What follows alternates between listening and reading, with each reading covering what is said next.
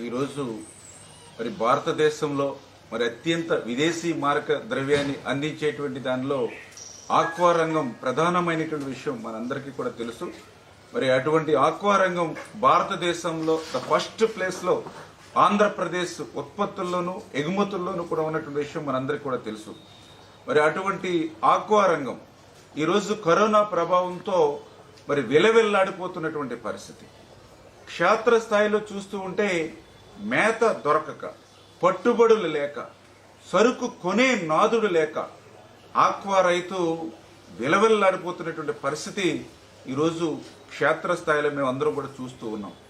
ఇవాళ మంత్రులు మరి ముఖ్యమంత్రులు ప్రకటనలు చేస్తూ ఉన్నారు. ఆక్వా రైతుల్ని ప్రభుత్వమే ఆదుకుంటుంది.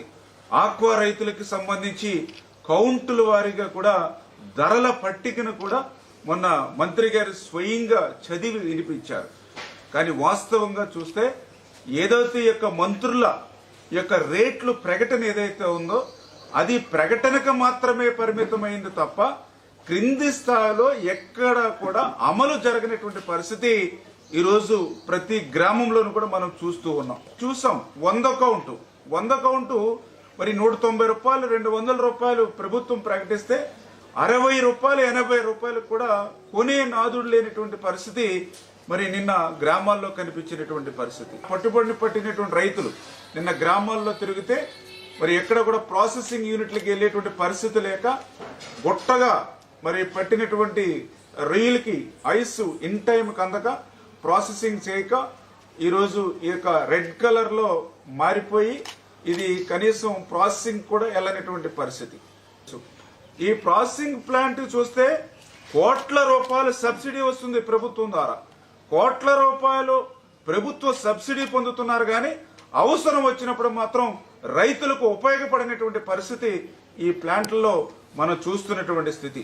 ఈవేళ మా వెస్ట్ గోదావరిలో చూస్తే మరి చాలా ప్లాంట్లు అశ్విని గాని, ఆర్య, ఆనంద్, సూర్య, లిబర్టీ, సంజ, మరి వెల్కమ్, ఇలా ఎన్నో మరి చాలా జేవిఆర్ చాలా కంపెనీలన్నీ, దేవి ఫిషరీస్, నాకు తెలుసు దగ్గర 18 పైబడి ఇలా ప్రాసెసింగ్ ప్లాంట్లు ఇవాళ వెస్ట్ గోదావరిలో ఉన్నటువంటి పరిస్థితి. ఏదైతే ఈవేళ ధాన్యం మద్దతు ధర లేనప్పుడు ఏదైతే ఐకేపీ కేంద్రాల ద్వారా డైరెక్ట్ గా ధాన్యాన్ని ఎట్లా కొనుగోలు చేసి మనం రైస్ మిల్లుల్లో ధాన్యం ఆడించి ఎట్లా మనం సివిల్ సప్లైస్ కి తోలుతూ ఉన్నామో అదే రకంగా ఈరోజు ఈ యొక్క ఆక్వా సంక్షోభాన్ని దృష్టిలో పెట్టుకుని ప్రభుత్వమే నేరుగా ఫిషరీస్ డిపార్ట్మెంట్ ద్వారా ఈ యొక్క రొయ్యలను కొనుగోలు చేసి ప్రాసెసింగ్ ప్లాంట్లకు తరలించి రిజర్వ్ చేయాలని చెప్పేసి ప్రభుత్వం పనిచేయాలని చెప్పేసి కోరుతున్నా. నెంబర్ 1.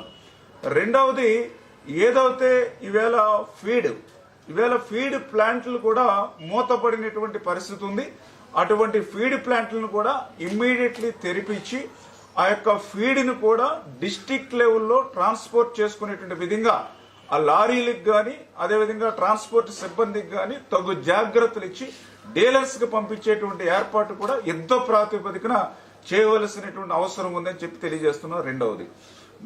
మూడవది ఏదైతే ఈ యొక్క ప్లాంట్లకు కూడా మరి ఈ యొక్క ఎవరైతే పనిచేసేటువంటి లేబర్ ఎవరైతే ఉన్నారో వాళ్ళకు కూడా మాస్కులు, గ్లౌజులు, డ్రెస్సులు అన్ని కూడా అందజేసి మరి వాళ్ళకు కూడా ఫిజికల్ డిస్టెన్స్ మెయింటైన్ చేసేటువంటి విధంగా తగు జాగ్రత్తలతో ఆ ప్రాసెసింగ్ యూనిట్లు పనిచేసేటువంటి విధంగా కూడా తగిన శ్రద్ధ ఈ ప్రభుత్వం వెంటనే ఆ చర్యలు చేపట్టాలని కోరుతూ ఉన్నా. అదేవిధంగా ట్రాన్స్పోర్ట్ విషయంలో కూడా ప్రభుత్వ నిబంధనలు అంటే అమరావతిలో ప్రకటనలు చేస్తూ ఉన్నారు కానీ కింది స్థాయిలో అవి అమలు కావడాల. ఇప్పుడే మిత్రులు ఫోన్ చేసి చెప్పారు ఏదైతే ఈస్ట్ గోదావరి నుంచి ఫీడ్ ట్రాక్టర్ మీద తెచ్చుకుంటే ఆ ట్రాక్టర్ కి 2000 రూపాయలు ఇప్పుడే ఒక ఎస్ఐ అక్కడ ఫైన్ రాశాడని చెప్పి, అదేవిధంగా ఏదైతే ఆ యొక్క ట్రాక్టర్ కూడా ఆ యొక్క యజమాని ఎవరైతే బుల్లెట్ మీద వస్తూ ఉన్నాడో అతనికి ఒక 500 రూపాయలు ఫైన్ అతనికి వేశాడని. అంటే ఈ రకంగా పై స్థాయిలో అధికారులు ప్రభుత్వం చెప్పేది ఒకటి, క్రింది స్థాయిలో జరుగుతున్నది ఒకటి. అందుచేత ఖచ్చితంగా ఈ ప్రభుత్వాన్ని ఈ యొక్క ఆక్వా రైతుల తరఫున ప్రధానంగా మేము విజ్ఞప్తి చేస్తున్నాం. ఏదైతే ఈ యొక్క ఆక్వా ఉత్పత్తులన్నింటినీ కూడా ఫిషరీస్ డిపార్ట్మెంట్ ద్వారా నేరుగా కొనుగోలు చేసి ఏదైతే ప్రాసెసింగ్ ప్లాంట్లు ఉన్నాయో ఆ ప్రాసెసింగ్ ప్లాంట్లు 100 టన్నుల 1000 టన్నుల సామర్థ్యం ఉంది.